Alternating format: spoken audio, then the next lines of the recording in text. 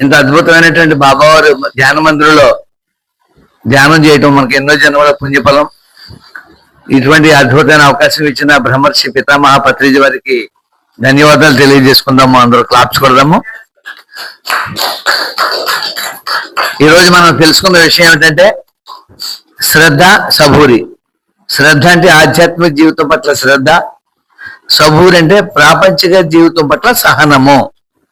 అంటే మన సహనాన్ని మనం తీసుకోవాలన్నా, సహనంగా జీవించాలన్నా, శ్రద్ధగా ఉండాలన్నా ధ్యానము తప్పనిసరి. ఏ మంత్రము ఏ నామము లేదు. ఈ ఉచ్ఛ్వాస నిశ్వాసాలతో మనం రోజు అభ్యాసం చేసినట్లయితే మనకి శ్రద్ధ అనేది సంపూర్ణమైన శ్రద్ధ, సబూర్ అనేటువంటి సంపూర్ణమైన సబూరితో మనం మన జీవితాన్ని మనం హాయిగా ఇతరులకు ఆదర్శప్రాయంగా మన పిల్లలు మనం అనుసరించే విధంగా, మన మనవలేని మన పిల్లలేని మన సమాజం ఏంటి మనల్ని అనుసరించే విధంగా మన జీవితం మారుతుందండి. దీనికి ధ్యానం చేస్తేనే వస్తుందమ్మా. ఎన్ని పూజలు యజ్ఞ యాగాదులు చేసినా శ్రద్ధ సబూర్ అనేది నిలబెట్టుకోలేము.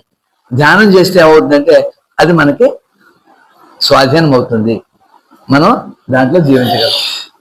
నాస్తి ధ్యాన సముద్రేతం, నాస్తి ధ్యాన సముత్తపః, నాస్తి ధ్యాన సముద్రేతం, తస్మాత్ ధ్యానం సమాచరేత్ అంటారు.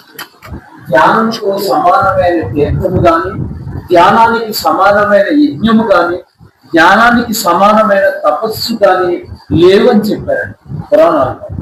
ధ్యానాన్ని మించిన ఏది లేదు. ధ్యానాన్ని మించిన తీర్థం కానీ, ధ్యానాన్ని మించిన తపస్సు కానీ, ధ్యానాన్ని మించిన యజ్ఞం కానీ లేదు అని చెప్పి ఉన్నారు. అందుకని ధ్యానం శరణం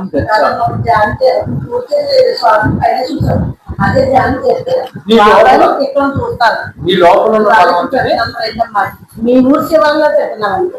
మీ ఇంటి కలిసి ఇద్దరు బాగా చూడాలి కట్టితే అక్కడ రావాలి. విగ్రహంగా కాదు, ఆత్మగా చూడాలి.